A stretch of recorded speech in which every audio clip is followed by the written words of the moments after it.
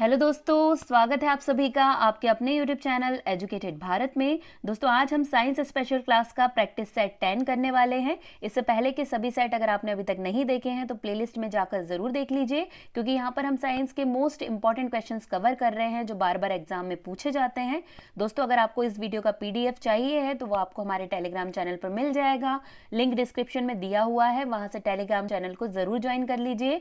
और अगर अभी तक चैनल को सब्सक्राइब नहीं किया है तो प्लीज चैनल को सब्सक्राइब जरूर कीजिए और बेल आइकन जरूर प्रेस करिए ताकि आगे भी आपको ऐसे ही इंपॉर्टेंट वीडियोस मिलते रहे। दोस्तों अगर वीडियो पसंद आए तो लाइक जरूर कीजिएगा और इसे ज्यादा से ज्यादा शेयर कर दीजिएगा। चलिए स्टार्ट करते हैं। फर्स्ट क्वेश्चन है, किस रुधिर वर्ग के व्यक्ति में एंटीजन ए और बी होते हैं परंतु एंटीबॉडी नहीं होता? Which blood group has antigen A and B but no antibodies? Correct answer यहाँ पर हो जाएगा ए बी ब्लड ग्रुप। जो ए बी ब्लड ग्रुप होता है उसमें एंटीजन ए और बी दोनों होते हैं। देखिए सबसे पहले तो ये जानते हैं कि एंटीजन और एंटीबॉडी होती क्या है। तो जो हमारे ब्लड में सेल होती है आरबीसी के ऊपर एक प्रोटीन प्रेजेंट होता है, एक प्रोटीन की लेयर प्रेजेंट होती है जिसे हम एंटीजन कहते हैं। ठीक है, और सेम ऐसा ही जो ब्लड प्लाज्मा होता है उसके ऊपर जो प्रोटीन की लेयर प्रेजेंट होती है उसे एंटीबॉडी कहा जाता है। ठीक है, तो ये जो ए बी ब्लड ग्रुप है इसमें क्या होता है, दोनों ही एंटीजन। देखिए एंटीजन का ऐसा है आरबीसी, इसके ऊपर प्रेजेंट जो लेयर है वो क्या है, वो है एंटीजन। अब ये एंटीजन जिसमें प्रेजेंट होती है उसी के अकॉर्डिंग ब्लड ग्रुप दिया जाता है। जैसे जिसमें एंटीजन ए प्रेजेंट है उसका ब्लड ग्रुप ए है, जिसमें एंटीजन बी प्रेजेंट है उसका ब्लड ग्रुप बी है। ऐसे ही जिसमें दोनों एंटीजन प्रेजेंट होते हैं, मतलब ए और बी दोनों प्रेजेंट होते हैं, उसका ब्लड ग्रुप होता है ए बी। तो ये ए बी ब्लड ग्रुप वाले जो होते हैं उनमें दोनों एंटीजन प्रेजेंट होती है, लेकिन जो प्लाज्मा के ऊपर प्रेजेंट प्रोटीन यानी कि जो एंटीबॉडी होती है वो ए बी के लिए प्रेजेंट नहीं होती, मतलब ए बी के अंदर प्रेजेंट नहीं होती है। जबकि इसका उल्टा किस में होता है, इसका उल्टा होता है ओ ब्लड ग्रुप। जो ओ होता है उसमें क्या होता है, एंटीजन ए और बी प्रेजेंट नहीं होते हैं, इसलिए ये कौन सा ब्लड ग्रुप है, ओ। और इसमें क्या प्रेजेंट होता है, एंटीबॉडी प्रेजेंट होती है। ठीक है, तो ये दोनों अपोजिट है, इसलिए जो ब्लड ग्रुप ए बी है उसे यूनिवर्सल एक्सेप्टर कहा जाता है, जबकि जो ब्लड ग्रुप ओ है उसे यूनिवर्सल डोनर कहा जाता है। तो आपको ये चीज याद रखनी है क्योंकि बहुत बार एग्जाम में पूछी जाती है। नेक्स्ट, जंग से बचाने के लिए लोहे से बने पानी के पाइपों में जस्ते की परत चढ़ाने को क्या कहते हैं?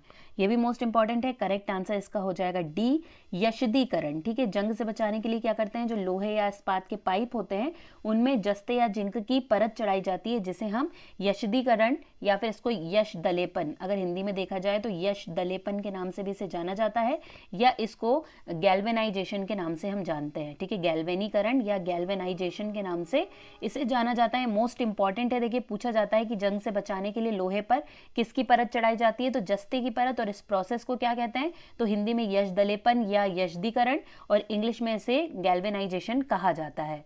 ठीक है, अब देखिए क्या होता है कि इस्पात या लोहे पर ये परत क्यों चढ़ाई जाती है, इसीलिए ताकि जो धातु है या जो लोहा है उसका क्षरण ना हो पाए। क्षरण कैसे होगा, जैसे जंग लग जाना या क्षरण होने का मतलब क्या है कि लोहे की क्षति हो रही है, मतलब लोहा खराब हो रहा है। तो लोहे को खराब होने से बचाने के लिए ये प्रोसेस की जाती है कि उसके ऊपर जस्ते की परत चढ़ा दी जाती है। और ये कई सारी प्रोसेस होती है, अलग अलग तरीके से जस्ते की परत इस पर चढ़ाई जा सकती है। अब इसका नाम गैल्वेनाइजेशन रखा है, तो गैल्वेनाइजेशन रखने के पीछे एक लुइगी गैल्वानी नाम के साइंटिस्ट थे, लुइगी गैल्वानी, उनके नाम पर ही इसका नाम गैल्वेनाइजेशन पड़ा है। तो ये आपको पूरी बातें याद रखनी है कि जंग से बचाने के लिए इस्पात या जो लोहे का पाइप है उस पर किसकी परत चढ़ाते हैं, तो जस्ते की। और इस प्रोसेस को यशदीकरण या गैल्वेनाइजेशन कहा जाता है।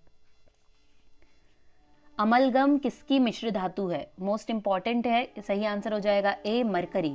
ठीक है, अमलगम किसकी मिश्र धातु है, तो ये है पारे की या फिर मरकरी की। आपको याद रखना है पारा तथा अन्य कोई भी धातु, ठीक है, जो इसके साथ मिलकर कोई मिश्र धातु बनाती है, पारा और कोई अन्य धातु जब मिलकर मिश्र धातु बनाती है तो वो क्या कहलाता है, अमलगम कहलाता है। ठीक है, आपको याद रखना है केवल सिर्फ लोहा है। ठीक है, ये क्वेश्चन भी पूछा जाता है कि कौन है जो पारे के साथ मिश्र धातु नहीं बनाता या अमलगम नहीं बनाता, तो सिर्फ लोहा एक ऐसी धातु है, एक ऐसा मेटल है जिसे छोड़कर पारा सभी के साथ अमलगम का निर्माण करता है या मिश्र धातु का निर्माण करता है। तो आपको याद रखना है सिर्फ किसके साथ नहीं, लोहे के साथ नहीं, बाकी पारा अगर अन्य किसी धातु के साथ इसकी मिलावट हो रही है, मिलावट से अगर मिश्र धातु बनी है तो वही क्या है, अमलगम है। अभी अमलगम यूज कहाँ पर होता है, तो ये ज्यादातर दंत चिकित्सा में, डेंटिस्ट के पास इसका बहुत ज़्यादा यूज़ होता है। साथ ही साथ जो कीमती धातुएं होती हैं उन्हें बांधने के लिए यूज़ होता है। ठीक है, तो इसके कई सारे यूजेस भी हैं। तो अमलगम किसकी धातु है, मिश्र धातु ये पूछा जाता है, किसका अलॉय है, तो सही आंसर हो जाएगा मरकरी या पारे का। कठोर स्टील में होता है, ठीक है, कठोर स्टील में होता है, तो करेक्ट आंसर यहाँ पे हो जाएगा बी, 0.5 से 1.5% कार्बन। ठीक है, पूछा जा रहा है कि कितना परसेंट कार्बन प्रेजेंट होता है कठोर स्टील में। तो कठोर स्टील जो होता है वो एक प्रकार का कार्बन है जो स्टील में प्रेजेंट होता है, जिसका यूज़ औजार और भारी मशीन, जैसे जितने भी भारी औजार होते हैं या फिर जो भारी मशीनें होती हैं उनको बनाने में हम किसका यूज़ करते हैं, कठोर स्टील का यूज़ करते हैं। ठीक है, अधिकांश जैसे आप देखेंगे जो मोटर वाहन होते हैं, जो गाड़ियाँ होती हैं, जहाँ तक कि ट्रक, सबसे ज़्यादा जो ट्रक के पार्ट्स होते हैं उन्हें बनाने के लिए किसका यूज़ किया जाता है, कठोर स्टील का यूज़ किया जाता है। साथ ही साथ जो हाथ के उपकरण होते हैं वो सब भी कठोर स्टील से ही बनते हैं। ठीक है, देखिए अगर हमको माइल्ड स्टील बनाना है, मतलब नरम स्टील बनाना है, तो हम कार्बन 0.1 से 0.4% यूज़ करेंगे। अगर हम इतना कार्बन यूज़ कर रहे हैं तो कैसा स्टील बनेगा, माइल्ड। जबकि अगर हम 0.5 से 1.5 कार्बन यूज़ करेंगे तो कैसा स्टील बनेगा, कठोर स्टील बनेगा, जिसका यूज़ हम मोटर वाहन में, हाथ के जो उपकरण हैं उन सब में इसका यूज़ करते हैं। ऑयल ऑफ विट्रियोल का रासायनिक नाम है, what is the chemical name of oil of vitriol. Correct answer यहाँ पर हो जाएगा ए, सल्फ्यूरिक अम्ल। ठीक है, ऑयल ऑफ विट्रियोल के नाम से किसे जानते हैं हम, सल्फ्यूरिक अम्ल को। इसका chemical name, oil of vitriol का केमिकल नेम क्या है, सल्फ्यूरिक अम्ल है। देखिए विट्रियोल क्या होता है, रंगहीन गंधहीन तेल जैसा भारी पदार्थ होता है। ठीक है, तेल जैसा क्या होता है, भारी सा पदार्थ होता है। ये क्या होता है, कमर्शियली रूप से सभी रसायनों में सबसे इंपॉर्टेंट होता है।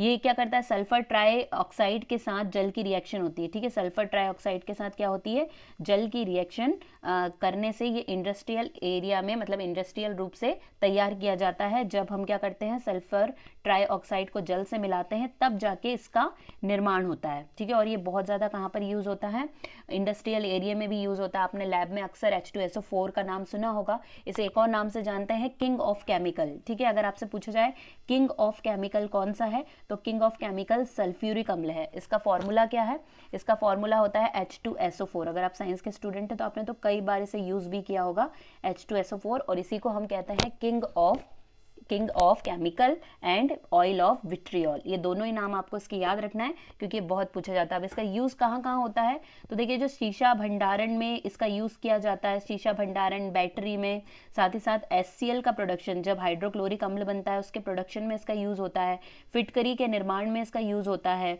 कई सारी जो उर्वरक होते हैं, ठीक है, कई सारे उर्वरक, साथ ही साथ में ड्रग्स, डिटर्जेंट, विस्फोटक, कई सारे पदार्थ के निर्माण में सल्फ्यूरिक अम्ल का यूज़ किया जाता है। यही रीज़न है कि ये किंग ऑफ केमिकल भी कहलाता है। तो आपको अच्छे से याद रखना है, ऑयल ऑफ विट्रियोल के नाम से कौन जाना जाता है, तो वो है सल्फ्यूरिक अम्ल। सोडियम बाइकार्बोनेट का वाणिज्यिक नाम है, what is the commercial name of sodium bicarbonate. Correct answer यहाँ पर हो जाएगा इसका बी, बेकिंग सोडा। ठीक है, सोडियम बाइकार्बोनेट, देखिए ये क्या होता है, ये एक कार्बनिक कंपाउंड है। जो सोडियम बाइकार्बोनेट है वो क्या है, एक कार्बनिक कंपाउंड है। इसे हम अलग अलग नाम से जानते हैं, हमारे घर में यूज होता है ये, तो हम इसे मीठा सोडा या फिर खाने वाला सोडा या बेकिंग सोडा, ऐसे कई सारे नाम से इसे हम जानते हैं। कई बार पूछ लिया जाता है बेकिंग सोडा का रासायनिक नाम क्या है, तो सोडियम बाइकार्बोनेट। ठीक है, अब इसका फॉर्मूला, तो इसका फॉर्मूला होता है NaHCO3, ये इसका फॉर्मूला होता है, कई बार एग्जाम में पूछा भी जाता है, तो आपको ये भी याद रखना है। इसका यूज़ कहाँ पर होता है, तो सभी को पता है, सबसे पहले तो खाना बनाने में इसका यूज़ होता है। जितनी भी बेकिंग की चीज़ें हम बनाते हैं, ठीक है, क्विक ब्रेड बनाना है, केक बनाना है, तो इसमें हम क्या करते हैं, बेकिंग सोडे का यूज़ करते हैं। साथ ही साथ तले हुए खाद्य पदार्थों में भी बेकिंग सोडे का यूज़ होता है।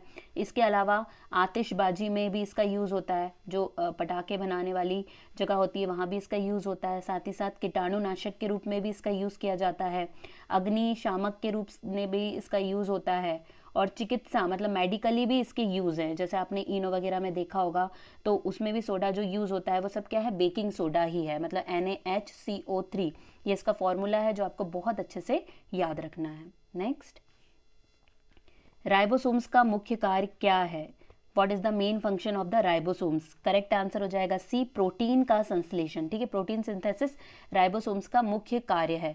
अब राइबोसोम्स होते क्या है, तो आपने सेल देखी होगी, सेल के अंदर क्या प्रेजेंट होता है, साइटोप्लाज्म, और साइटोप्लाज्म में छोटे छोटे स्ट्रक्चर प्रेजेंट होते हैं, छोटे छोटे सूक्ष्म कण होते हैं जो क्या कहलाते हैं, राइबोसोम्स कहलाते हैं। इनका मेन काम है प्रोटीन सिंथेसिस करना, प्रोटीन का निर्माण करना, इनका सबसे इंपॉर्टेंट काम है, इसीलिए इसे प्रोटीन फैक्ट्री भी कहा जाता है। कई बार क्वेश्चन पूछा जाता है सेल की प्रोटीन फैक्ट्री क्या है, तो सेल की प्रोटीन फैक्ट्री राइबोसोम्स है। ठीक है, तो ये भी आपको अच्छे से याद रखना है। एक क्वेश्चन ये पूछा जाता है कि राइबोसोम्स का निर्माण किससे होता है, तो आरएनए और प्रोटीन से ही राइबोसोम्स का निर्माण होता है। और ये करता क्या है, प्रोटीन का निर्माण करने में ये भी सबसे तेज है, और इसे किस नाम से, प्रोटीन फैक्ट्री के नाम से जाना जाता है।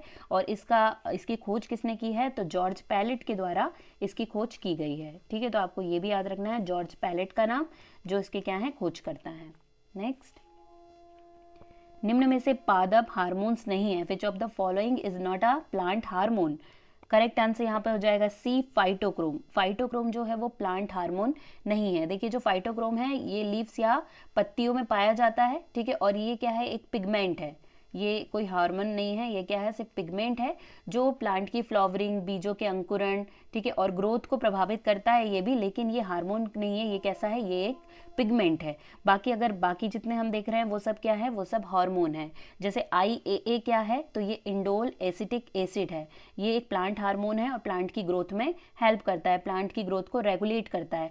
जिब्रेलिन भी सेम है, एक प्लांट हार्मोन है और ये पौधों को लंबाई में बढ़ाने के लिए बहुत ज़्यादा उपयोग होता है। ठीक है, साथ ही साथ ये प्लांट की ग्रोथ के लिए जिम्मेदार है। फ्लोरिजन, इसके बाद है फ्लोरिजन, तो ये फ्लावर की जो फूल होते हैं उनकी ग्रोथ के लिए जो हार्मोन रिस्पॉन्सिबल होता है वो होता है फ्लोरिजन। ठीक है, तो ये सारी चीज़ें आपको यहाँ पर याद रखनी है। तो यहाँ पे कौन सा, ये सारे हार्मोन है और सिर्फ एक जो बचता है फाइटोक्रोम, वो क्या है, फाइटोक्रोम वो पिगमेंट है। ठीक है, ये हार्मोन नहीं है, ये पिगमेंट है, तो सही आंसर हो जाएगा सी।